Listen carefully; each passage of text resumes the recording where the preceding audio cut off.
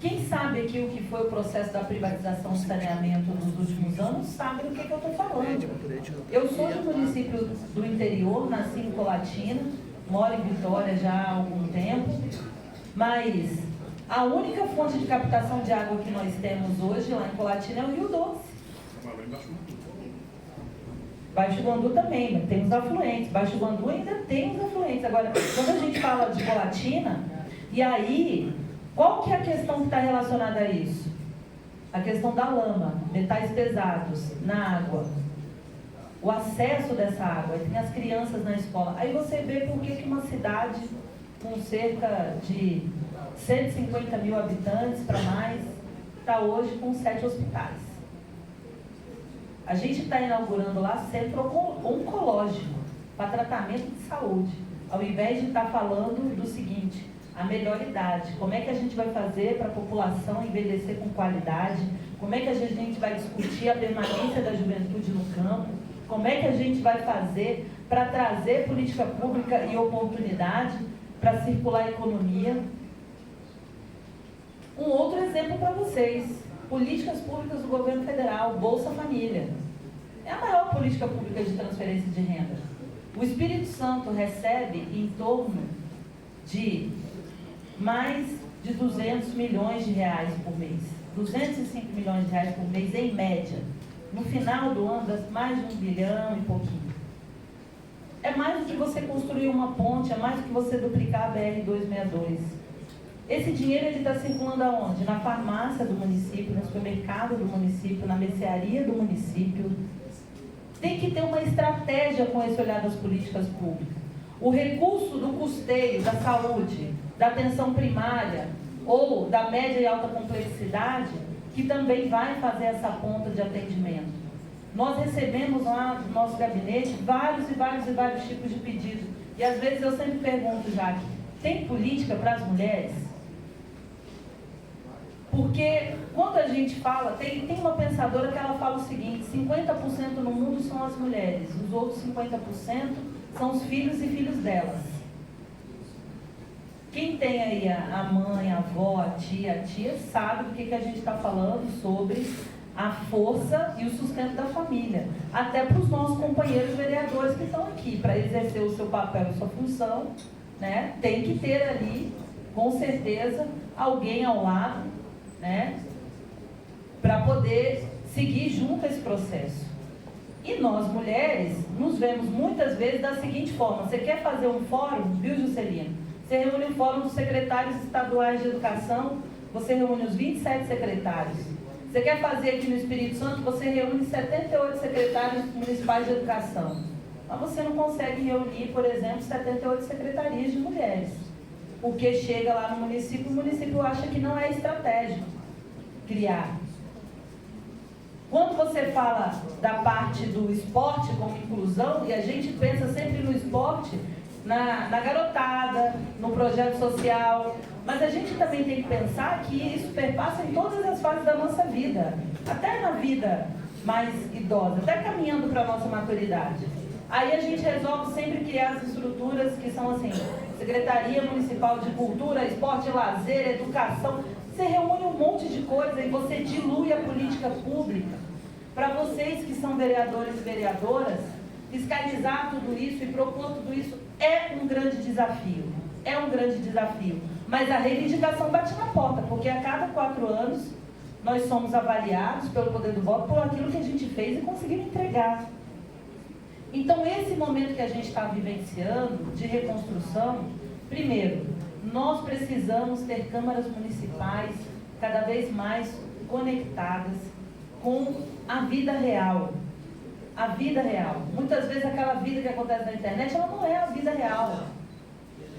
E a gente precisa falar isso para a juventude, para as pessoas que se informam através do Zap Zap, porque foi o que a Jaque falou. Às vezes uma desinformação, você destrói a reputação política daquela pessoa. Você pode fazer crítica, é isso que a gente faz, fiscaliza, faz crítica, aponta, mas quando a gente ultrapassa o processo da construção da política para ir para uma seara que ela vira a destruição da reputação de uma pessoa, a gente já não está falando de política mais. Aí quem ganha com isso? Os municípios? Sociedade capixaba, sociedade brasileira? Então, o motivo da gente fazer esse chamado para vocês, não só na mesa, que teve que falar sobre representatividade das mulheres, falar sobre as candidaturas negras.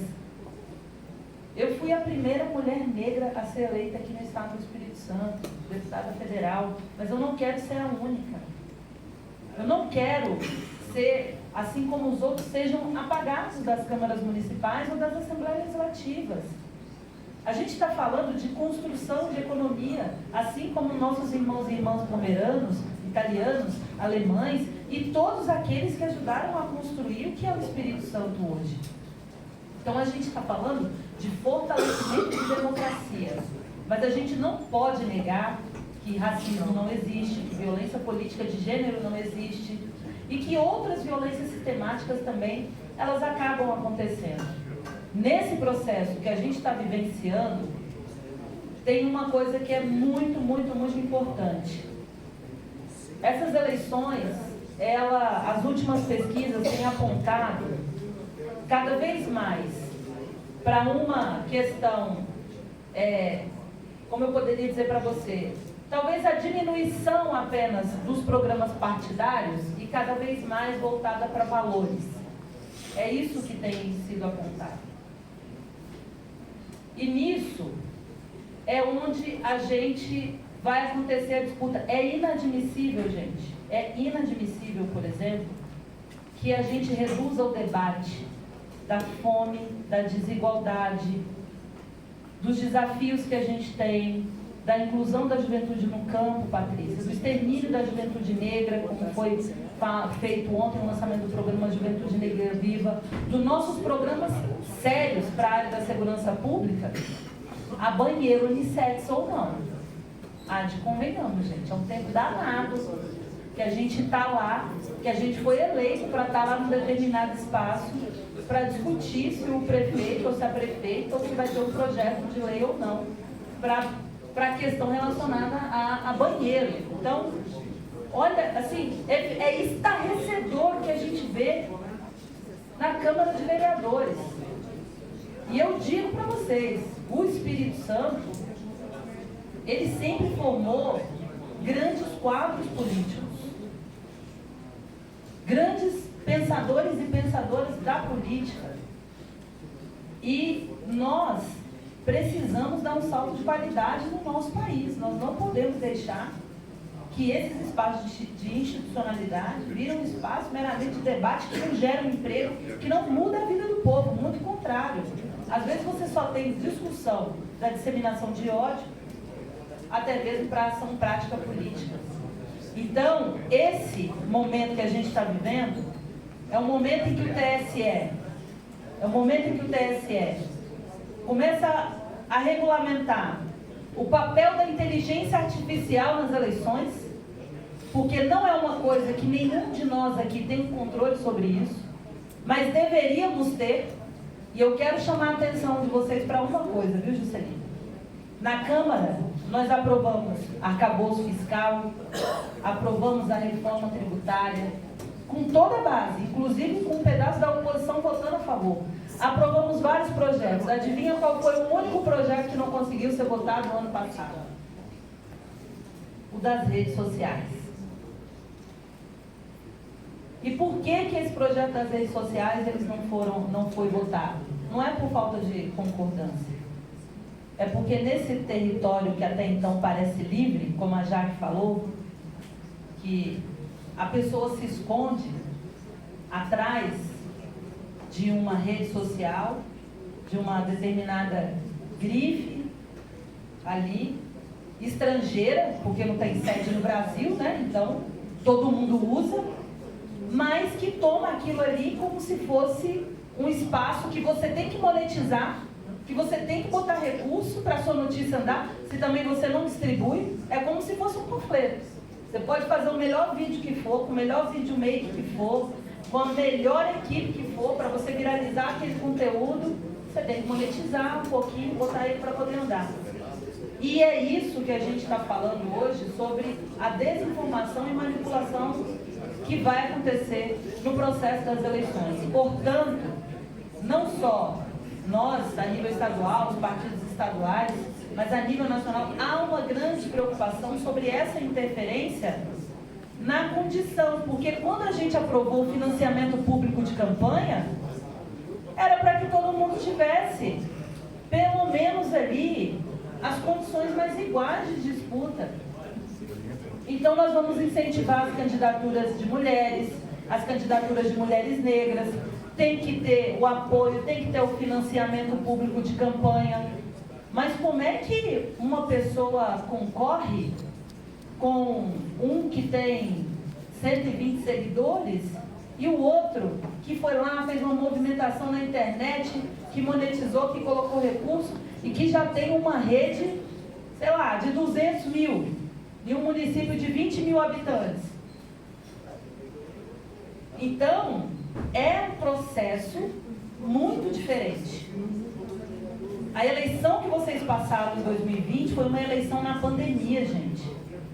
Com regra diferente, com chapa pura, com todo mundo ali tendo que fazer um esforço de ir para a rua. Foi uma eleição atípica, eleição que mudou de data, inclusive.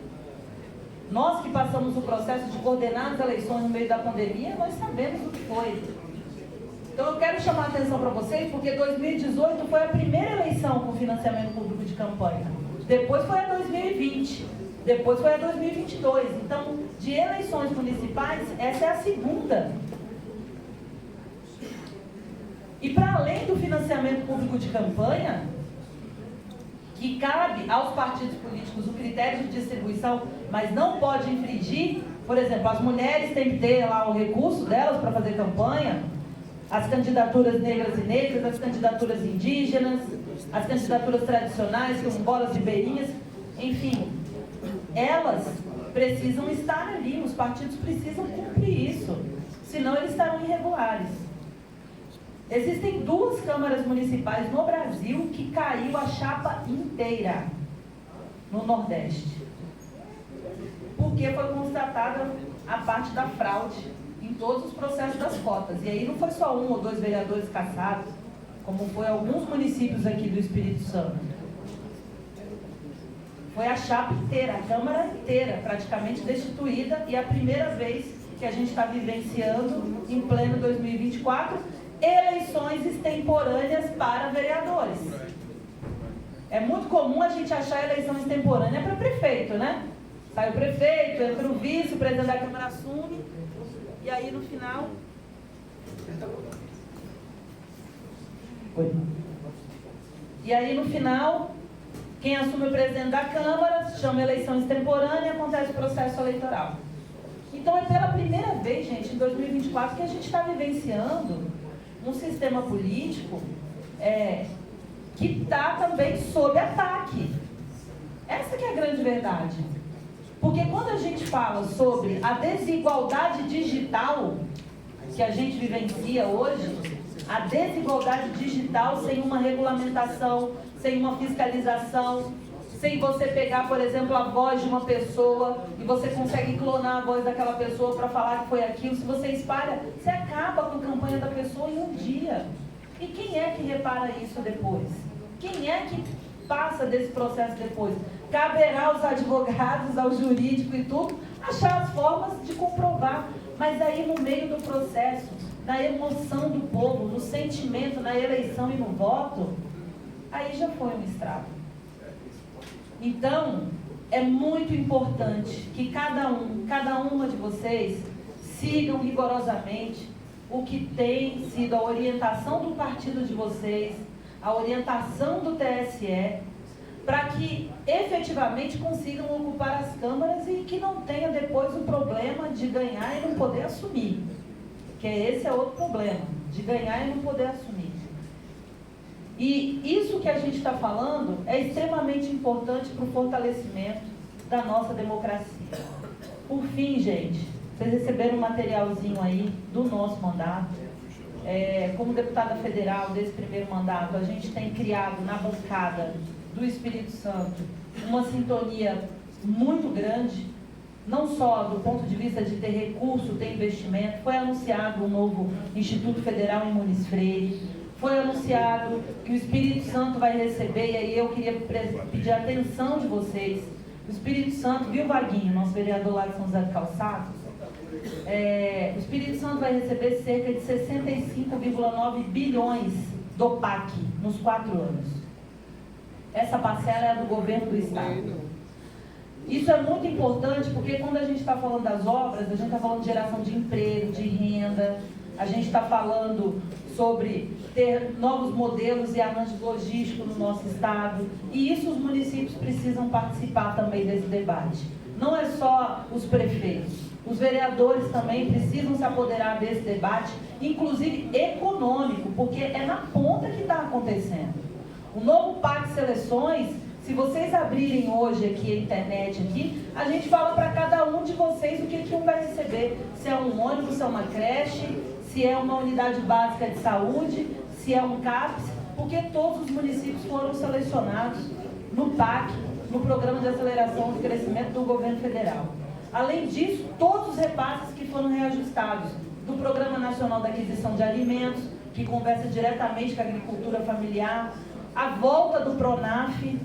Nós temos que debater alguns problemas que são centrais, e aí, para finalizar, Márcia, Rio Novo do Sul, não tem caixa econômica lá. Para quem vai lá para Rio Novo, tem que ir para Iconha.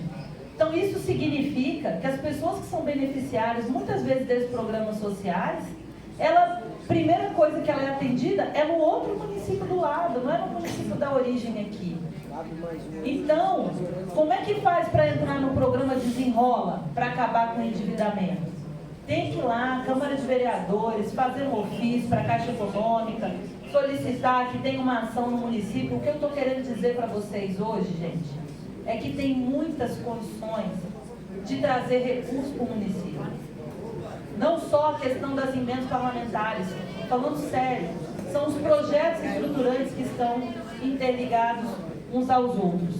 Só que tem uma coisa, quando vocês pensarem isso, pensem que 50% do seu eleitorado é o eleitorado feminino. 50% das pessoas que moram nessa cidade são as cidades para as mulheres. E nós precisamos fazer isso. Ontem, nós fomos atrás de um projeto, e já concluindo, que torna o crime do estupro um crime imprescritível, porque ele ainda não é. Viu, Jaque? Ele ainda não é. Assim, de tudo aquilo, ainda não é. O estupro, o feminicídio e o infanticídio. Então, nós fomos fazer a conversa com todas as deputadas do PT, do PSOL ao PL, e tem acordo, porque a gente já não aguenta mais um estado como o nosso passar as coisas que passam. A gente não aguenta mais ver o que acontece na Ilha do Marajó, a gente não aguenta mais ver um caso como foi o caso Araceli aqui no Espírito Santo, ficar impune tanto tempo. A gente não aguenta mais. Então, quando a gente conhece o nosso processo histórico, a gente sabe pelo que a gente está lutando.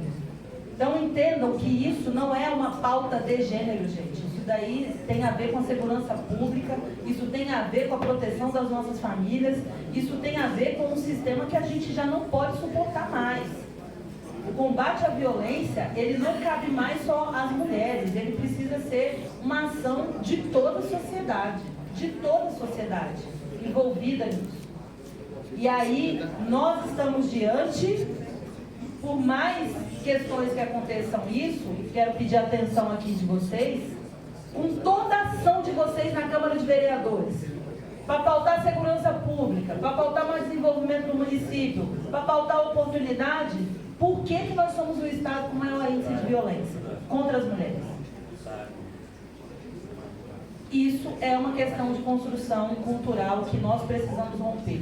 Como é que um estado como o nosso, que tem 26 escolas técnicas, ensino de qualidade, gente, quem estuda na escola técnica sabe, tem Universidade Federal, que tem o ProUni, que tem, proporcionalmente falando, nós temos mais escola técnica do que Minas Gerais, com 853 municípios. E como é que a gente ainda está no processo de formação de ser um dos estados mais perigosos para as mulheres e, consequentemente, os filhos delas? O que bate na nossa porta enquanto parlamentar, mulher, sabe o que é? Pedido de delegacia da mulher, construção de casa-abrigo, creche para as crianças. E é esse o processo do acolhimento, porque se a gente não acolher essa juventude, essas crianças e essas mulheres, nós vamos estar falando de uma sociedade que daqui a pouco vai estar todo mundo pedindo para encarcerar. E esse é o nosso grande problema, que a gente tem que enfrentar. É o processo do fortalecimento da educação, é o processo do acesso, e é também ter um trabalho decente, ter um salário decente, remunerações decentes. E eu quero finalizar aqui para vocês. Nós precisamos, enquanto políticos e políticas, parar com a criminalização da atividade de ser parlamentar. Eu ouço muitas pessoas que agora vão estar no processo da reeleição, conversando. Gente, é inadmissível que alguém que vá para o bar, fala mal do político, fala mal do seu colega do parlamento, fala mal do prefeito, fala mal do vice-prefeito, fala mal do governador, fala mal do presidente, do ex-presidente, de todo mundo, e aí chega no final essa pessoa que vai lá para a Câmara de Vereadores. Enquanto vocês estão lá criando projeto de lei, fazendo propósito, conversando com o povo, querendo pedir o voto, apresentando projeto. Então, nós não podemos mais viver sob o artifício da criminalização da política. Porque política é ferramenta de transformação. É através da política, gente, que a gente transforma a vida do povo. Todo dia tem uma lei que o Estado vai ter que cumprir, que o município vai ter que cumprir, que o cidadão vai ter que cumprir. Só lá na Câmara tem 30 comissões permanentes, mas plenário que funciona toda segunda, terça, quarta e quinta. Vocês, no dia de sessão de vocês, estão aprovando o projeto, está indo para a Comissão de Justiça, estão indo para sancionar. Todo dia a gente toma uma decisão por milhões de pessoas. O Espírito Santo tem mais de 4 milhões de pessoas. E todos os dias, nós aqui, fomos escolhidos e escolhidas para tomar a decisão por essas pessoas. Então, nós não podemos nos esquecer da onde a gente vem. Porque hoje somos nós, amanhã pode ter outras pessoas aqui em nosso lugar. E criminalizar a atividade política é o pior processo da deseducação cidadã que a gente poderia ter. Portanto, que façamos dessas eleições, as eleições que venham fortalecer as câmaras municipais, eleger vereadores e vereadoras comprometidas com as dores do povo. Os meus valores são importantes, mas eu não posso pensar só em mim. Eu tenho que pensar no que está ao meu redor. Como é que a gente faz para as pessoas também chegarem junto com a gente? E é por isso, viu, Jaque, vereadoras que estão aqui presentes, Patrícia, todas nós aqui, que temos uma história antes de ter o título de ser deputada, de ser secretária, de ser vereadora, mas continuando sendo pessoas, seres humanos. Nós precisamos ter aqui um novo olhar sobre as câmaras municipais, sobre a participação política das mulheres, sobre o combate ao racismo, combate à violência de gênero e, principalmente, um combate à criminalização da atividade parlamentar. Porque o povo está precisando da gente, está precisando com que a gente consiga olhar para esse momento com mais respeito, com mais dignidade, com mais humanidade, para que a gente tenha os resultados que o Espírito Santo e que as nossas cidades merecem.